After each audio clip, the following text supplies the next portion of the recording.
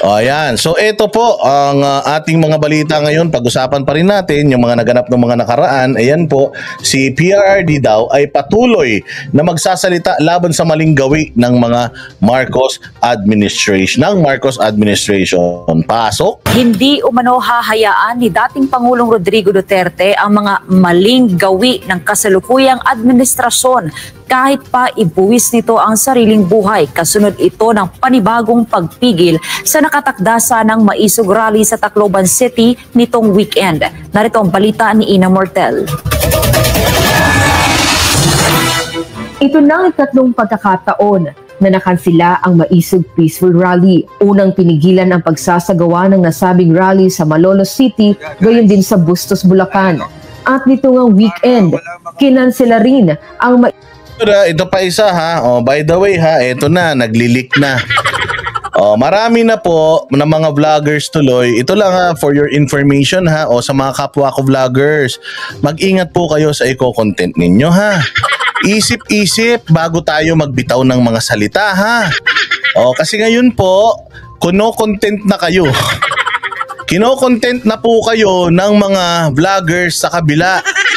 Yung inyong mga sinasabi, ginagamit na po nila at pinalalabas po nila na hindi talaga organisado at may mga sapak ang mga DDS. Ayan, meron na. Ito, pinasa na sa akin. Isang babae na vlogger. Oh, nung chinek nga daw nila, Master Judea, yung live nila Bisdak kahapon, naka-private na.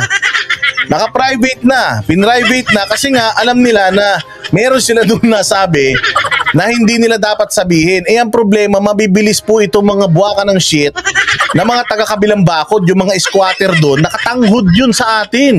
Inaantay lang ng mga yan, mga bossing, na magkamali tayo. Inaantay lang ng mga yan na may mga bitawan tayong hindi mga magandang salita, tapos i-content na tayo. Ayun, piyesta kayo ngayon sa kanila. Yung mga, ayun, no, ang pamagat nito, may espiya sa mga organizer ng Maisog Rally, kansilado ang Tacloban Rally. O yung mga pamagat. O hindi ba? So parang lumalabas ngayon, ang mga lumalabas ngayon, magulo kayo. Buti lang kami, hindi kami apektado. Pag kino-content kami, sanay na kami dyan. Oh, pero yun ang problema. Oh, magbibitaw kayo ng salita na hindi kayo sigurado, out of impulse, tapos nasa social media na yan, marirealize nyo, oh shit, mali. Ipa-private nyo, nakuha na nila, o patay na. O katulad dyan, yung breakdown ni Jojo Morales sa live ni Brothers Travelers. Nag-breakdown siya dun, as in, para siyang sumabog na bulkan dun. Ang daming lumabas sa mga bibig niya na hindi niya akalain na lalabas. Yung totoong nasa puso niya lumabas sa bibig niya. Ang dami niyang mga nasaktan na tao doon sa mga lumabas sa bibig niya. O kahit na ipinribate na ni Brothers yun, nakuha ngayon ng mga nasa kabila, yun lang inaantay. Walang mga topic yung mga yun eh. Ang gusto lang itapik ng mga yun, tayo. O so yun, tinatapik na nila ngayon. O so parang ginagamit na nila ngayon si Jojo Morales.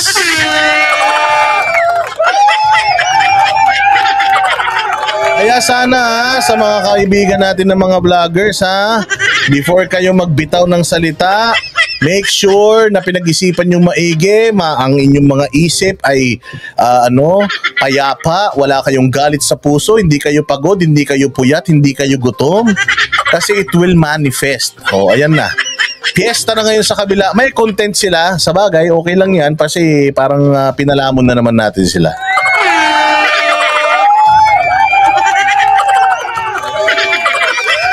Oh, ganun yun ha, ganun yun. Tapos ang masaklap pa, yung kabilang siyempre sanay sa fake news saka sa chismis yung mga yun. Dadagdagan pa nila. Oo, dadagdagan pa nila. Sinasabi nila na yan daw dyan sa Senado na nagpunta ng mga grupo, nagbebentahan daw ng t-shirt, nagkalokohan daw sa bentahan ng t-shirt. Oh, yan na, yari.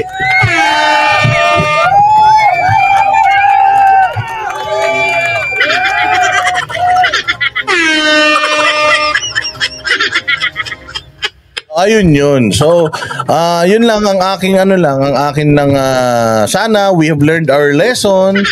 Oo, ang lalaki na ng mga channels ninyo, marami ng mga nanonood sa inyo. So make sure na everything that you say sa channel ninyo, paninindigan nyo. Walang private.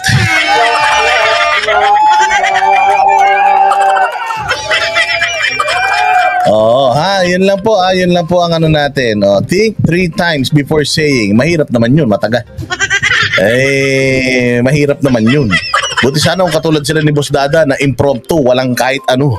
Basta kung ano pumasok sa isip, kaya lang safe ako. Safe, bakit? Kasi ako, when I say something, pinaninindigan ko talaga yan. Walang problema. Talagang inaano ko yan. Kumbaga, ayan na talaga yung opinion ko. Anyways, ito na ulit. Hindi, natanggap ko lang kasi yung message ba. Meron lang akong mga natanggap na message dahil nga dito sa tinatopic natin na to.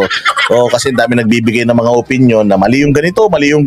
Ayan na, pakinggan natin si PRD. Hindi umano hahayaan ni dating Pangulong Rodrigo Duterte ang mga maling gawi ng kasalukuyang administrasyon kahit pa ibuwis nito ang sariling buhay. Kasunod ito ng panibagong pagpigil sa nakatakda sanang maisog rally sa Tacloban City nitong weekend. Narito ang balita ni Ina Mortel. Ito na ang ikatlong pagkakataon na nakansela ang maisog peaceful rally. Unang pinigilan ang pagsasagawa ng nasabing rally sa Malolos City, gayon din sa Bustos, Bulacan. At nito ngang weekend, kinansela rin ang maisog rally sa Tacloban City, Leyte. Baluarte ni House Speaker Martin Romualdez ang naturang syudad. Bukod sa masungit na panahon dulot ng bagyong Aghon, ay nagmistula ring parking lot ng mga truck ang Remedios Trinidad Romualdez Plaza na pagdarausan sana ng rally. Kaya't paano pa itutuloy ang rally ngayon? Si dating Pangulong Rodrigo Duterte humingi ng pasensya sa lahat ng mga naabalat na dismaya sa pangyayari. Hindi kasi maikakaila na napakarami ng gustong makiisa sa nasabing peaceful rally. Sa kabila ng pagsupil na ito sa malayong pamamahayag, ay iginiit ng dating Pangulo na hindi siya titigil sa ginagawang pagpuna sa mga maling gawi ng administrasyon. Dagdag pa ni Duterte, hindi niya hahayaang lumala ang sitwasyon sa ekonomiya at masira ang kapayapaan sa bansa at masangkot sa digmaan para sa interes ng mga banyaga. Nilinaw rin niya na hindi pansariling interes ang punto ng ginagawa niyang hakbang dahil kundi para sa kapakanan ng bawat mamamayang Pilipino. Ang pagsikil naman na ginagawa ng kasalukuyang administrasyon sa maisog rally ay isang malungkot na araw para sa demokrasya ng Pilipinas. Ngunit dito tayo focus sa ipinaglalaban ni PRD. Ang dami-dami nating iniisip Iniisip natin yung kinidnap na mag-ina sa Turkey. Iniisip natin yung si Morales. Ang dami nating iniisip. Sobrang dami nating iniisip. Magtiwala lang tayo sa mga Duterte. Okay, magtiwala tayo sa mga Duterte. Baka mimya yan, merong plano ang mga Duterte. Tapos napipreempt dahil o kaya supot na yung plano nila kasi nga nakadivert na yung iba dun sa mga issues na hindi naman natin dapat pinofocus. Kita mo, tinan ninyo. Itong mag-amang Duterte, lalong-lalo na ito si PRRD, ang tanda na ni PRRD. Ang tanda na po ni PRRD, hindi na halos makalakad pero pinipilit niya pa rin magpunta rito sa mga ganitong event para yung agenda maipasa sa mga tao sa grassroots, doon sa mga probinsya. Kasi nga yung media, hindi naman tayo kino-cover ng media. Ang social media naman, hindi naman lahat ng probinsya nag-YouTube. Mga ilan siguro sa mga probinsya na yan nag-YouTube pero not entirely the whole province. So kaya pumupunta ang maisog sa iba-ibang lugar para i-relay yung message na wag po tayo magpapaloko sa People's Initiative at hindi po tama ang tsa-tsa ngayon kasi po hahaba lang yung kumbaga nagle-lecture si PRRD sa mga probinsya sa Pilipinas para maging aware ang mga Pilipino dahil nga nasa kanila na ang media. Dapat dito tayo mag-focus. Tulungan natin sila Pangulong Duterte, si Basti Duterte, 10 ng kanilang mga kasamahan dyan na magpakalat, magpalaganap nung totoong purpose or cause netong maisog na ito.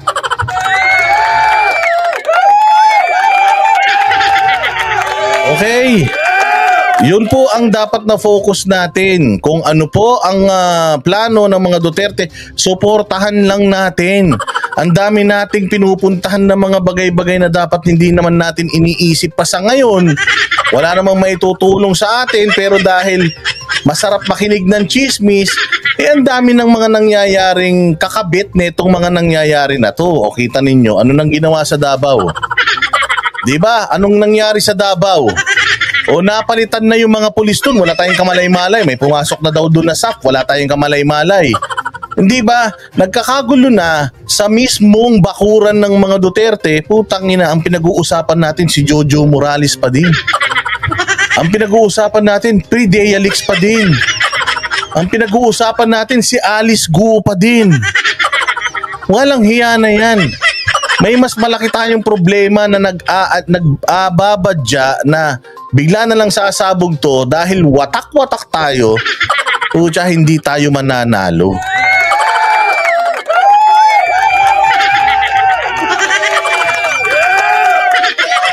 Okay?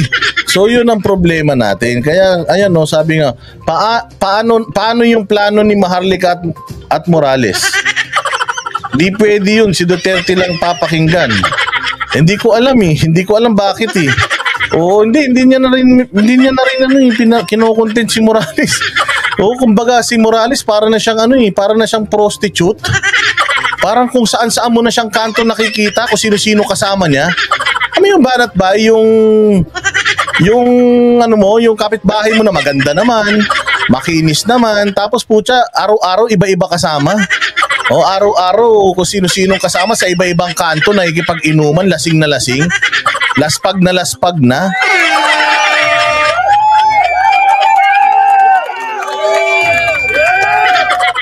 So kailangan natin mga bossing, baguhin natin ang ating mindset. Bernie Surgeries, thank you very much sa iyo. God bless you, palakpakan. Mabuhay ka, Bernie. You're amazing. God bless you. Oo, so ano na yun? Sabi nga nito prosti pala parang ganun kasi nga, yun lang yung pinaka, nung una kasi okay pa. Una, interview dito, interview dyan, interview dito, interview dyan, okay, tas may Senate inquiry pa. Pucha, saan ka naman? May interview na siya sa lahat ng vloggers, may interview na siya sa media, meron pang Senate inquiry. Anong tawag sa kanya?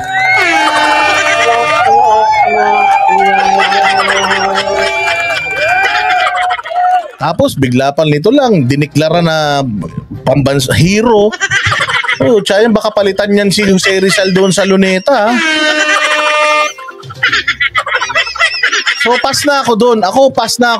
Ano na yun, kumbaga they've had their chance. Nagkaroon sila ng pagkakataon para mailabas nila yung mga dapat nilang ilabas at walang nangyari. So move on na tayo doon. Dito na ulit tayo sa totoong issue. Pucha, hindi tayo makapag-rally, sinisikil nila ang malayang pagpapahayag. Dahil pucha yan, sobrang praning nung mga nasa pamahalaan ngayon. Anya ito para patunayang nararapat ang bansa dito at sa mga karapatan tulad nito. Sa huli, sinabi ni dating Pangulong Duterte na sa mahigit 2 dekada niya sa pagseserbisyo sa taong bayan ay hindi kailanman niya hinadlangan ang pagsasagawa ng mga rally na angay paraan ng paghahayag ng saloobin at hinaing ng publiko sa gobyerno para sa Diyos at sa Pilipinas.